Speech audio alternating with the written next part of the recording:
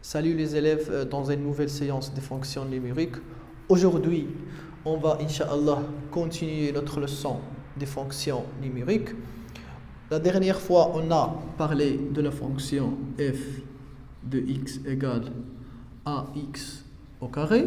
On a parlé de la monotonie de cette fonction, de la courbe de cette fonction et du tableau de variation. Donc aujourd'hui, on va faire la même chose pour la fonction f de x égale ax au carré plus bx plus c avec toujours a, un nombre réel non nul. D'accord? Donc on va voir que cette fonction est le cas général de cette fonction. Pour cela, on va travailler l'activité suivante. Donc la première question de l'activité, montrer que f de x, ça veut dire ax au carré plus bx plus c, égale a facteur x plus b sur 2a le tout au carré, plus f de moins b sur 2a. Donc qu'est-ce que je vais faire pour répondre à cette question? Je vais d'abord prendre l'expression suivante, je vais la développer, la simplifier, puis l'expression suivante, je vais l'écrire et puis essayer de la simplifier, puis je vais faire la somme pour avoir l'expression ax au carré plus bx plus c. Donc je commence. Donc d'abord on a a facteur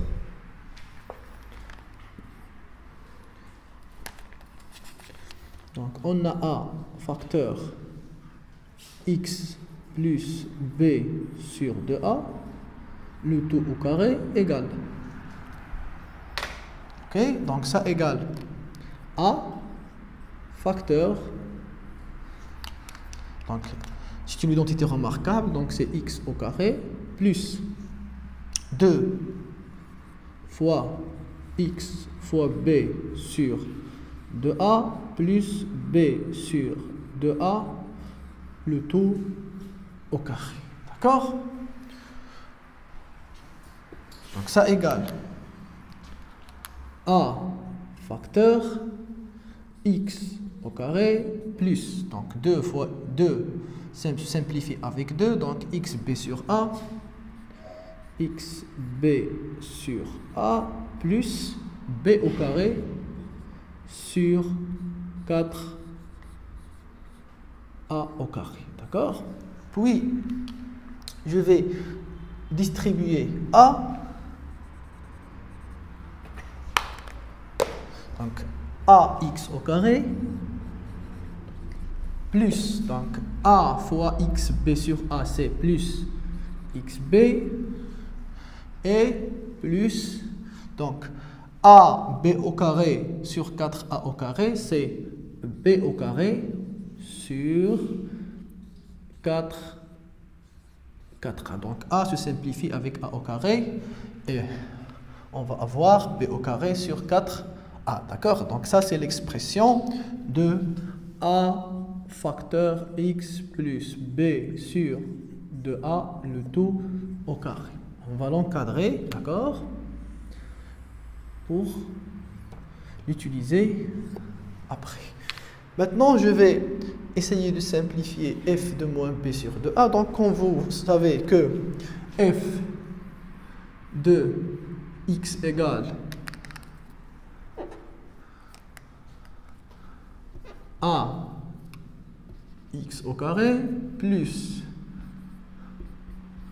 bx plus c. Donc f de moins b sur 2a, tout simplement je remplace x par b moins b sur 2a. Donc ça égale a facteur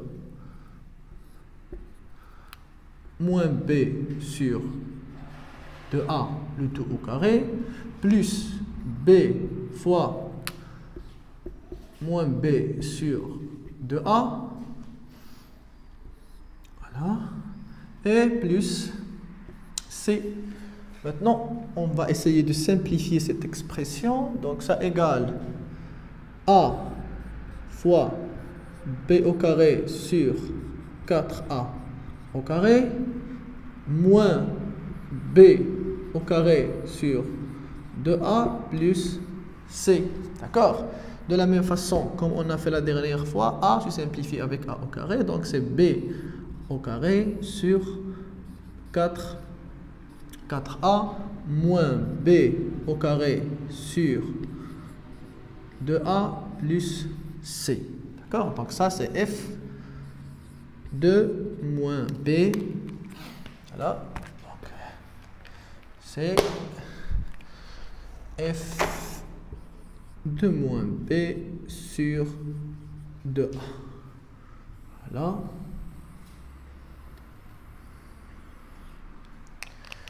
Voilà. Donc, par la suite, on va additionner F de moins B sur 2A avec A facteur X plus B sur 2A, le tout au carré. Donc, on va additionner ces deux expressions. D'accord? On va additionner ces deux expressions. Donc, A facteur X plus B sur 2A, le tout au carré, plus F de moins B sur 2A égale. Ok? Donc, je vais continuer dans l'autre tableau pour avoir plus d'espace. D'abord, c'est AX au carré plus XB. Donc, A x au carré plus bx, voilà, plus b au carré sur 4a, plus, donc, f de moins b sur 2a, c'est b au carré sur 4a, d'accord, moins b au carré sur 2a plus c. Ok, donc ça égale ax au carré plus bx plus c plus donc b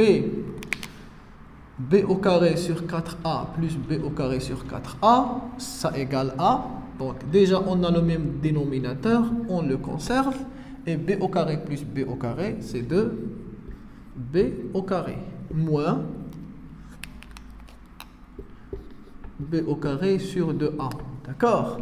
Ça égale donc ax au carré plus bx plus c, ça c'est f de x, plus, donc 2 se simplifie avec 4, le reste c'est b au carré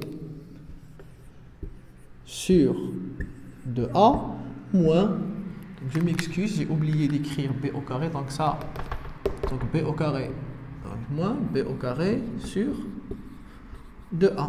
Et par suite, ces deux termes s'annulent, donc ça égale à f de x, d'accord? Voilà. Donc, on a montré que a facteur x plus b sur 2a, le tout au carré, plus f de moins b sur 2a égale f de x, d'accord? Ok, donc je vais écrire que f de x égale a facteur x plus b sur 2a, le tout au carré, plus f de moins b sur 2a. D'accord? Donc on peut toujours écrire f de x, ça veut dire ax au carré plus bx plus c sous la forme suivante. C'est toujours possible parce qu'on a montré ça pour toute fonction ax au carré plus bx plus c. D'accord? Maintenant, on va parler un peu d'abord de cette expression et puis on passe à la question suivante. Donc faites très attention.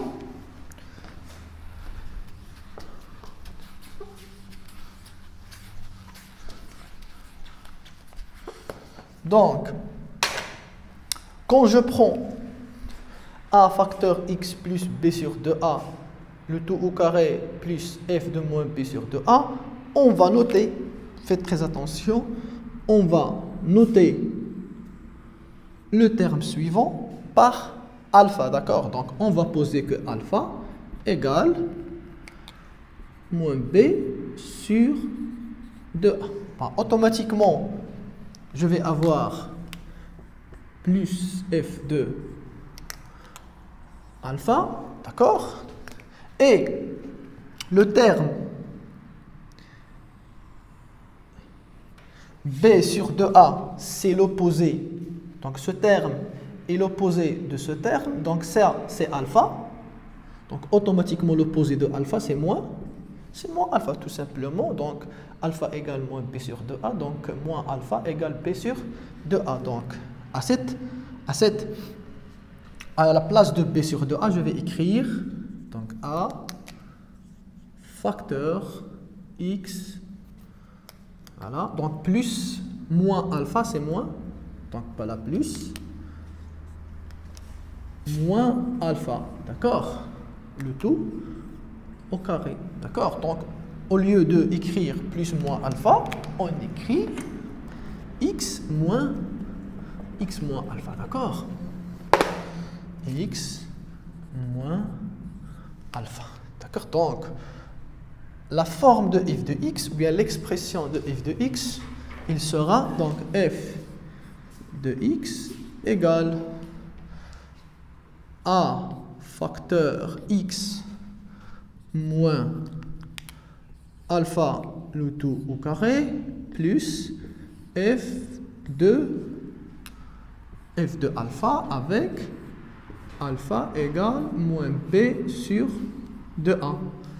Et par suite, même cette expression, ou bien ce terme, f de alpha, le terme f de alpha, tout ce terme, on va le noter par bêta. Donc, on va noter, ou bien on va poser que bêta égale f de alpha. Voilà. Ça veut dire f de moins b sur 2a. Et par suite, on va avoir que f de x égale a facteur x moins alpha plus bêta. Voilà, plus bêta. D'accord? Donc, on dit que toute fonction polynomiale de degré 2 peut s'écrire sous la forme suivante. Ça veut dire a facteur x moins alpha le tout au carré plus bêta, bien sûr, avec toujours, attention, toujours alpha égale moins b sur 2a et bêta c'est l'image de alpha par f. Donc je calcule d'abord alpha et puis je calcule l'image de alpha par f, c'est bêta. Cette expression ou bien cette forme, on l'appelle, faites très attention, c'est la forme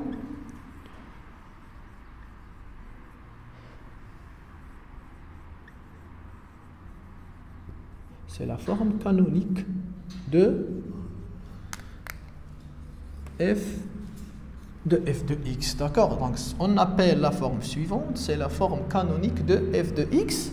C'est la question, donc écrire g de x sous la forme canonique. D'accord? Quand j'ai dit écrire g de x sous la forme canonique, ça veut dire sous la forme suivante. Donc maintenant, je pense que c'est clair, ça veut dire quoi la forme canonique? Allez, on essaye d'écrire g de x sous la forme canonique, ça sera une bonne application. Donc faites très attention. C'est très simple, même ça paraît un peu difficile quand je travaille avec A et B et C quelconque, ça veut dire quand je ne connais pas la valeur de A et B et C, mais dans la pratique c'est très simple. Donc je vais prendre la fonction g de x, donc ça égale x au carré moins 8x plus 14. Donc automatiquement, pour faciliter la tâche, on peut écrire que a égale 1, b égale moins 8 et c égale 14. D'accord? Donc pour écrire g de x sous la forme canonique, on doit d'abord calculer alpha et calculer bêta. D'accord? Donc passons à la première question. Donc alpha égale moins b sur 2a égale donc moins b c'est 8. 8 sur 2 fois 1 égale 4. Voilà, donc b et alpha, je m'excuse, alpha égale 4 et par suite bêta. Donc bêta c'est f2. C'est f2. C'est f2 alpha. Donc c'est f2. F2 4 tout simplement, je remplace x au carré. Je m'excuse, je remplace x par 4. Donc ça égale. Donc 4 au carré c'est 16. Moins 8 fois 4 moins 38 plus 14. Donc 14 plus 16 c'est 30, moins 32 c'est moins 2, d'accord? Donc ça égale à moins 2. Donc bêta égale, voilà, donc bêta égale moins 2. Voilà, donc alpha égale 4 et bêta égale moins 2. Par suite, g de x.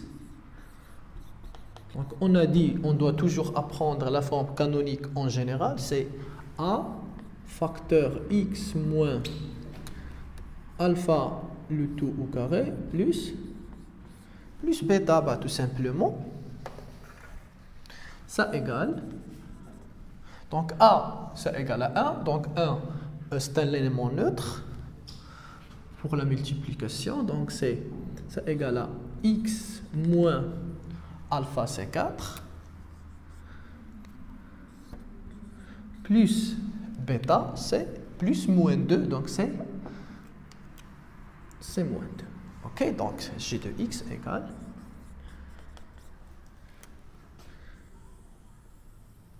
Donc maintenant, on peut dire qu'on a écrit g de x sous la forme canonique. Une remarque très importante concernant la forme canonique, pour s'assurer, d'accord, pour s'assurer que la forme canonique est correcte, vous pouvez toujours développer l'expression suivante et vous devez avoir l'expression suivante. Par exemple, je suis dans un exercice et je veux vérifier ma réponse. Est-ce que ce que j'ai fait est correct? D'accord?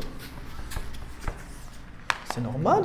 Ok, donc je vais prendre x moins 4 le tout au carré moins 2 dans le brouillon. D'accord? Et je développe. Donc c'est x au carré moins 8x plus 16 moins 2. Ça égale x au carré moins 8x plus 14, ça égale f de x. Donc je peux maintenant dire que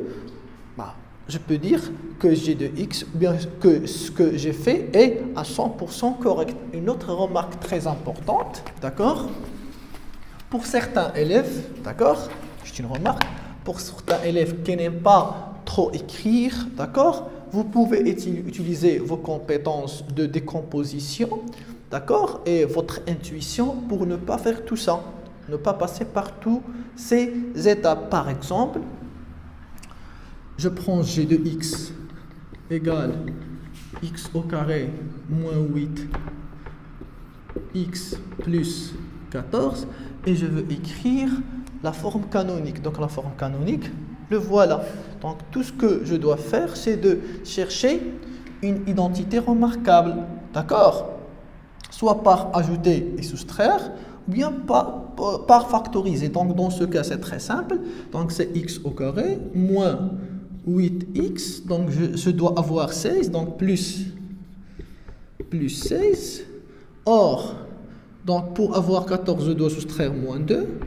Donc ça égale, donc l'expression suivante est une identité remarquable, c'est x moins 4, le tout au carré, moins 2. Donc c'est une méthode qui paraît plus simple que celle-ci, moins de calcul, moins de calcul. Donc on économise beaucoup de temps, mais attention, ce n'est pas à la portée de tout le monde, surtout dans quel cas, d'accord? Donc c'est mieux. Donc cette méthode,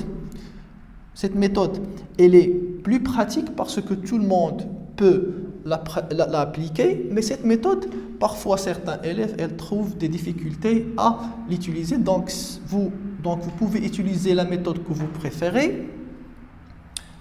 Personnellement, je préfère cette méthode, mais je répète qu'elle n'est pas à la portée de tout le monde, d'accord? Surtout dans quelques cas difficiles. Mais la première méthode, elle est toujours applicable et elle est à la portée de tout le monde. Donc maintenant, on a terminé la question de A, on passe à la question de B.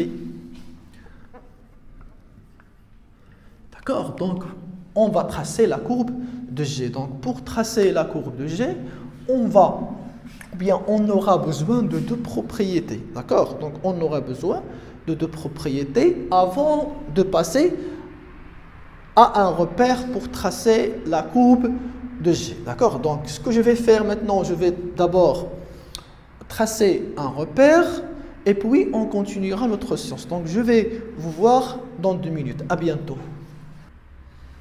Allez les élèves, maintenant on passe à la deuxième question, question de B. Donc, tracer dans un repère orthonormé OIJ la courbe de G. D'accord? Donc, pour cela, j'ai dit qu'on aura besoin de deux propriétés, la première et la deuxième. Donc la première propriété dit que si f de x égale ax au carré plus bx plus c, bien sûr toujours à différent de 0, c'est la fonction est de cette forme, donc la courbe de cette fonction, il sera une parabole, comme on a dit, comme on a vu la dernière fois. Donc on a vu que lorsque h de x égale ax au carré, d'accord, la courbe de cette fonction, ça veut dire c de h, est une parabole qui a deux éléments caractéristiques, le sommet et l'axe de parabole. Donc pour la fonction ax au carré plus bx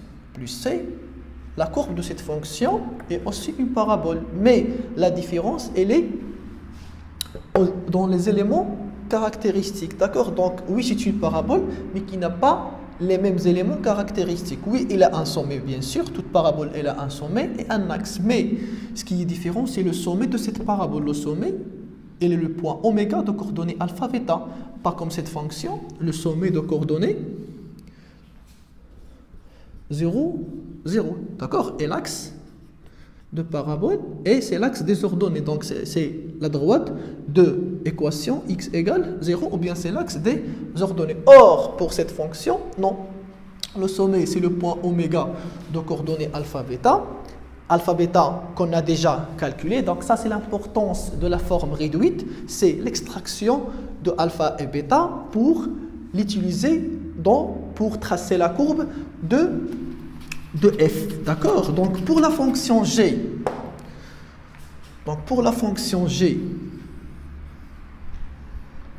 donc g de x, ok, on a trouvé que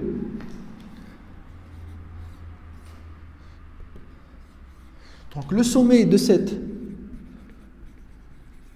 parabole, c'est le point oméga de coordonnées. On a trouvé que alpha égale 4 et bêta égale moins 2. Donc c'est le point de coordonnées 4 moins 2. D'accord? Donc je vais d'abord placer ce point, le point oméga, le point de coordonnées 4 moins 2. Donc voilà.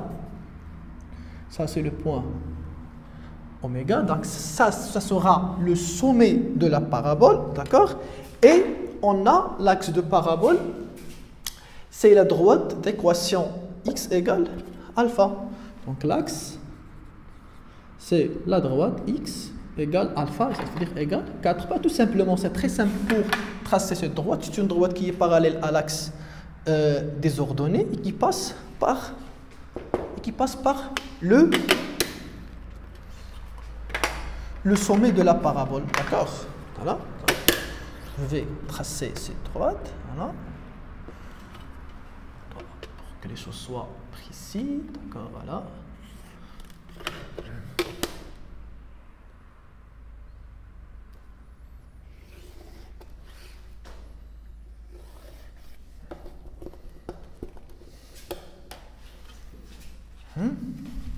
Donc ça c'est l'axe de parabole et ce point est le sommet de parabole. Maintenant plus ou moins je sais la forme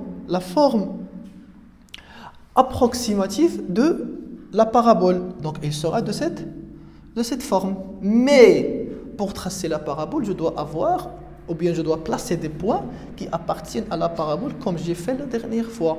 Donc pour cela on va utiliser la deuxième propriété. Faites très attention.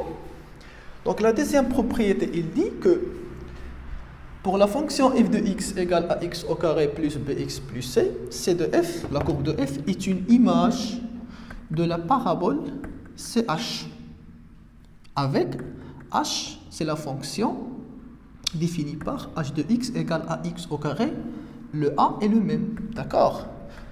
Par, donc c'est l'image de cette parabole, par la translation en arabe izaha, de vecteurs u égale alpha i plus bêta j. Encore ça c'est l'importance de alpha et bêta quand l'extrait de la forme réduite, d'accord? Donc on va appliquer cette propriété. Donc pour notre fonction g de x, donc la fonction g de x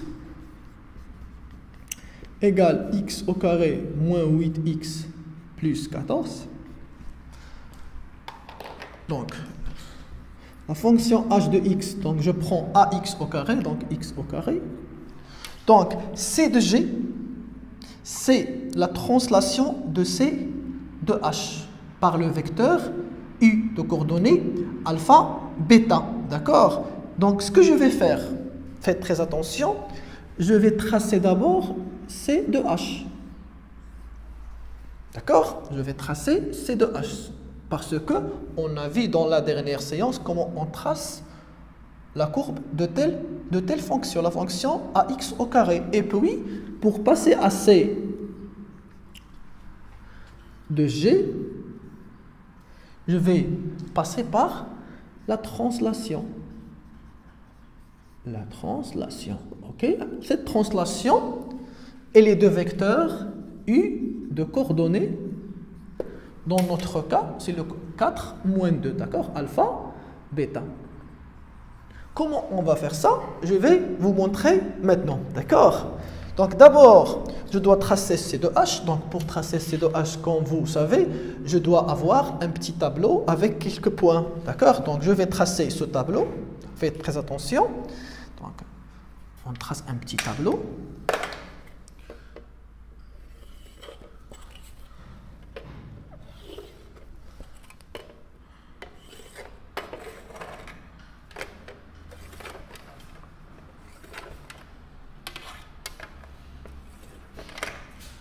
Voilà. Donc x, f de x, je vais prendre le point 0, 1, 1 sur, je m'excuse, 3 sur 2, ça veut dire 1,5, 3 sur 2, et de l'image de 0 c'est 0, de 1 c'est 1, de 3 sur 2 je pense que c'est 2,25 et 4, d'accord? Donc je trace maintenant, je suis en train de tracer la courbe de H, je m'excuse, ça c'est H, d'accord? C'est H, et puis je passe par la translation pour tracer la courbe de G. Donc très simple pour tracer la courbe de G, je m'excuse, de H. Donc d'abord je commence par 0, 0, puis 1, 1.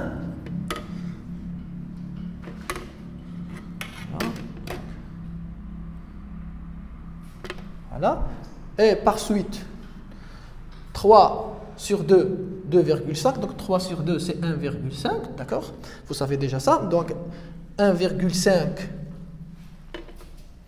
Voilà le point d'abscisse 1,5. Et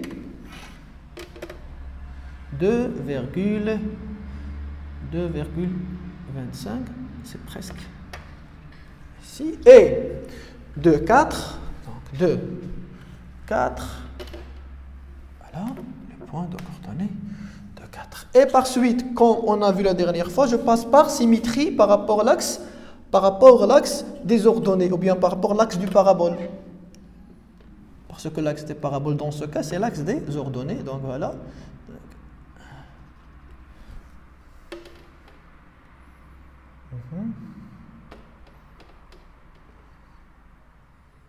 1, voilà, donc ce point, il n'est pas, ça c'est pas précis, donc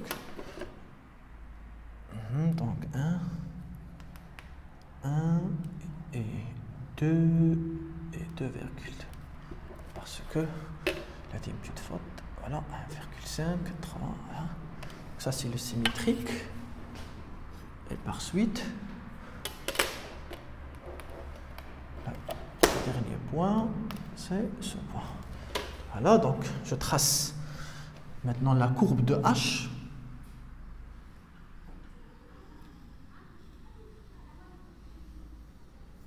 Là.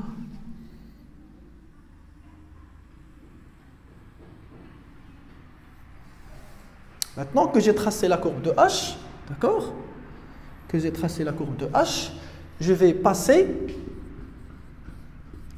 à tracer la courbe de G par translation. Donc, comment par translation? D'abord, on doit montrer le vecteur U de coordonnées 4, moins 2. Donc, le vecteur U de coordonnées 4, moins 2. Donc, ça veut dire quoi? 4, moins 2, ça veut dire que je me déplace, ou bien 4i moins 2j, je me déplace verticalement avec, horizontalement, je m'excuse, avec 4, et verticalement avec moins 2. Je descends avec moins 2, donc ça sera toujours, c'est le vecteur suivant.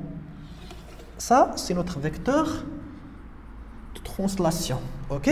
Ça veut dire que je vais, et vous remarquez que l'image de ce point par cette translation, c'est le point oméga, parce que ça c'est le sommet de la parabole H, voilà, et ça c'est le sommet de la parabole de la fonction G. Maintenant je passe au deuxième point. Donc de la même façon, je vais placer l'image de ce point. Donc de la même façon, je me déplace avec 4, je descends avec 2. Voilà. Donc 4. Et je me descends avec 2. Voilà, ça c'est le premier point. Puis, donc, de la même façon, donc 4, bien sûr, si vous avez des carreaux dans votre cahier, ça sera plus simple. Avec 2, voilà, deuxième point, et troisième point, toujours, donc, je me déplace avec 4, et puis, avec 2. Et si jamais vous avez commis une faute, vous devez faire attention. Donc 4, 2. Donc maintenant, je relie les points. Voilà. Voilà. Et pour l'autre partie de la courbe, je vais passer par symétrie axiale. Mais cette fois, par rapport à l'axe de parabole. Donc l'axe de la parabole CH, CG, c'est cette droite en rouge. C'est la droite d'équation x égale 4. On a déjà parlé de ça. Ok? Donc, je commence d'abord par le premier point.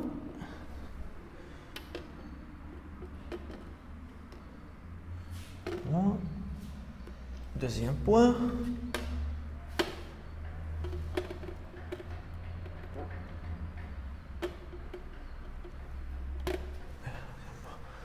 Voilà.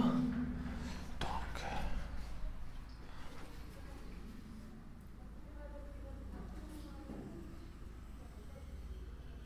voilà. Donc ça c'est C2, ça c'est C2G. D'accord? Donc vous pouvez voir que la courbe suivante qui est C2G est le translaté, ou bien l'image de C2H par la translation du vecteur U. D'accord? Donc l'objectif, ou bien la question consiste à tracer C de G. On a tracé C de G. Vous pouvez effacer la courbe de H parce que c'est une courbe qui nous a aidé à tracer la courbe de G. Maintenant, on peut l'effacer, mais bon, on laisse la courbe de H pour le moment, d'accord? Donc, ce qu'on a fait ici, c'est de tracer la courbe de H par translation, d'accord? Donc, la méthode suivante, c'est la méthode numéro 1, d'accord? C'est la méthode numéro 1.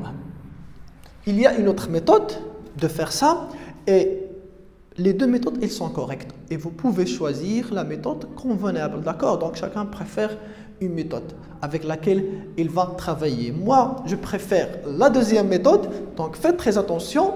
Et vous pouvez choisir la méthode que vous voyez compatible à votre esprit, d'accord? Allez, donc pour la deuxième méthode, donc faites très attention.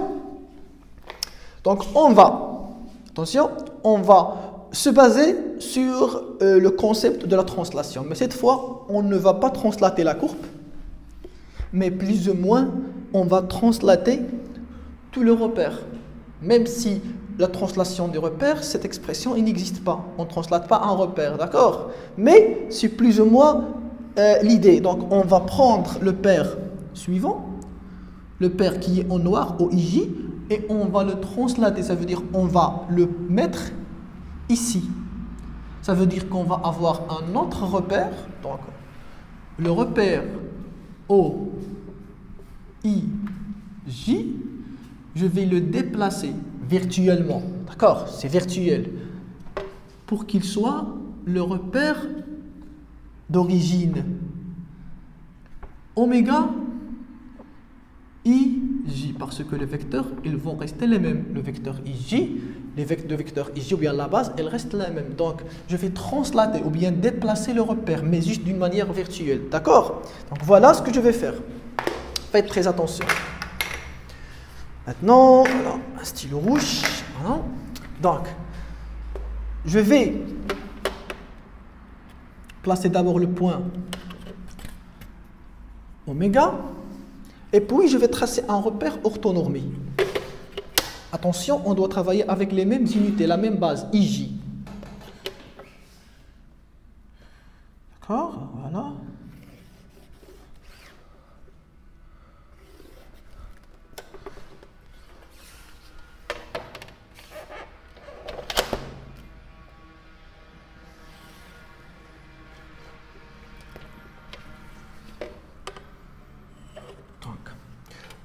Notre nouveau repère, qui est un repère, attention, vertu. Donc, on va, par exemple, ce repère, c'est le repère R, ça c'est le repère R', d'accord? On va travailler avec les mêmes unités, la même base. Donc, 1, 2.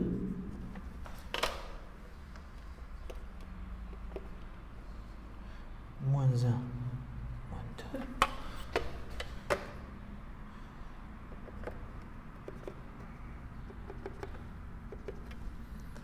1, 2, 3.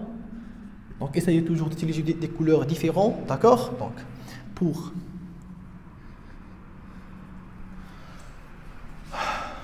que les choses soient claires, voilà. Ça, c'est le repère R'. Un repère qui est, comme je dis, virtuel, plus ou moins. Maintenant, faites très attention à ça. Je vais utiliser, faites très attention, je vais utiliser les mêmes coordonnées de H, les coordonnées que j'ai utilisées pour tracer C de H, je vais utiliser les mêmes coordonnées pour tracer, attention, pour tracer la fonction G. Mais cette fois, je vais utiliser ces coordonnées dans le repère R'. D'accord? Donc faites très attention à ça. Je répète, j'utilise les mêmes. Donc j'utilise la fonction H. D'accord? J'utilise la fonction H pour calculer les coordonnées. Mais pour placer les points, je place les points en utilisant le nouveau repère ou bien le repère qu'on appelle repère Virtuel, ce n'est pas un mot mathématique, mais bon, j'aime de l'appeler comme ça. Et je place les points. D'accord? Donc voilà. Donc je garde H, parce que si j'écris J de X, c'est faux, parce que l'expression de J de X, il ne va pas me donner les mêmes valeurs. Mais bon, j'essaie de vous exprimer l'idée. Donc, je vais utiliser les coordonnées de G, donc 0, 0, 0, 1, voilà, et puis 3 sur 2, 2 virgule, 3 sur 2, donc 3 sur 2, 1 virgule, 2,25, voilà, 2,25, et 2,4.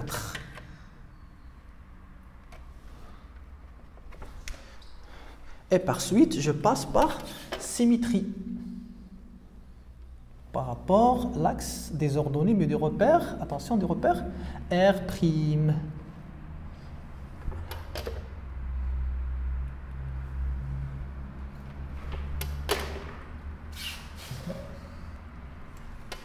Voilà.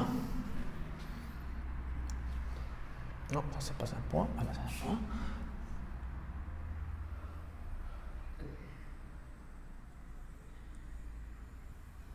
Là, ça c'est la courbe de G.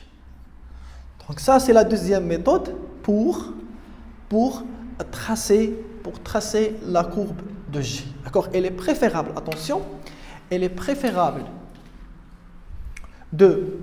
quand vous terminerez, de vous supprimer. C'est pas obligatoire, bien sûr, d'accord? Parce que ça existe dans les maths, qu'il y ait un repère R, un repère R', ça c'est très correct, d'accord? Mais bon, donc voilà la courbe de G. Donc j'ai dit que je préfère cette méthode parce que je trouve qu'elle est plus simple, d'accord? On n'a pas besoin de tracer deux courbes, on trace une seule courbe en utilisant la même idée. Donc je prends la fonction h, d'accord? La fonction h, je calcule les coordonnées de quelques points en utilisant x, h de x, et puis je trace la courbe de G en utilisant ces coordonnées, mais dans un repère qu'on appelle un repère virtuel ou bien le repère R'. D'accord? Donc ça, ce sont les deux méthodes qu'on utilise pour tracer la courbe de f de x égale ax au carré plus bx plus c. D'accord? Vous pouvez voir que c'est une translation de la fonction ax au carré. Ça, c'est le cas général. D'accord? C'est le cas général d'une parabole. J'espère que c'est clair pour vous. Sinon, je passe maintenant au tableau de variation. C'est la dernière partie. C'est très simple. Donc, faites très attention. Voilà les élèves, ce qui concerne le tableau de variation de la fonction g. Donc, pour comprendre le tableau de variation de la fonction g, on va revenir au tableau de variation de la fonction h, qui est égal g de x égale x au carré. Donc, je prends ax au carré. Donc, pour cette fonction, d'accord, on a déjà vu que cette fonction, comme a est strictement positive, cette fonction, elle est décroissante, croissante. Et si a est négatif, le contraire, croissante, décroissante. On a toujours 0 et f de 0 égale 0. C'est pour la fonction ax au carré. Okay? Mais pour la fonction ax au carré plus bx plus c, ce n'est pas le même cas. Donc pour les variations, attention, pour les variations. Donc pour les variations, ce sont les mêmes. Parce que quand vous voyez sur le repère, comme c de g est une translation de c de h, si la fonction c de h est décroissante, croissante, cette fonction de même. Et s'il est croissante, décroissante, cette fonction, parce que c'est une translation. D'accord? Donc l'essentiel, c'est le terme ax au carré. Ça, c'est le terme qui est, ou bien qui affecte la monotonie de la fonction c de g. Mais ce qui va changer, c'est le point où la fonction change de monotonie, bien change de sens de variation. Ça veut dire l'extrémum. Dans cette fonction h, l'extrémum c'est 0, 0, le point de coordonnée 0, 0. Mais comme j'ai translaté la courbe, ce point, son image, c'est le point oméga, d'accord? Et le point oméga, comme vous savez, c'est de coordonnées alpha, bêta ou bien alpha, f de alpha. Et f de alpha, c'est bêta. Donc, à la place de 0, 0, je vais avoir le point de coordonnées alpha, bêta, bien sûr, lorsque A est positif. Si A est négatif, la fonction elle sera strictement décroissante, mais les valeurs de alpha, bêta, ils ne changent pas. Dans mon cas de la fonction g, alpha égale 4 et bêta égale moins 2 f, ou bien g de 4 égale moins 2. C'est pas la peine de calculer g de 4 parce qu'on a déjà que g de alpha égale bêta. C'est par définition, d'accord? On a dit que g de alpha égale bêta, donc toujours 4 moins 2. Je calcule parce que je commence toujours par le calcul de alpha et bêta. Ces paramètres sont très importants parce qu'ils nous aident vraiment à tracer la courbe de g. Voilà, donc voilà le tableau de variation de la fonction g, je m'excuse, c'est la fonction g. Donc, pour le tableau de variation de la fonction a, c'est pas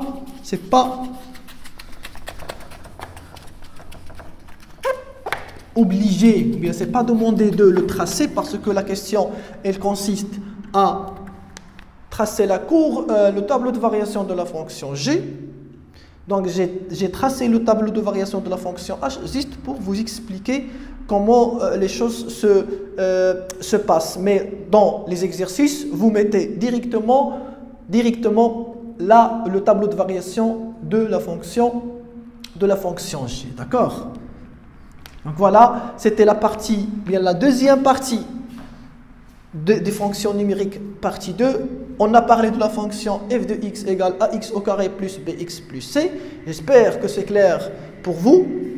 Sinon, n'hésitez pas à poser des questions. Allez, je vous laisse à la prochaine.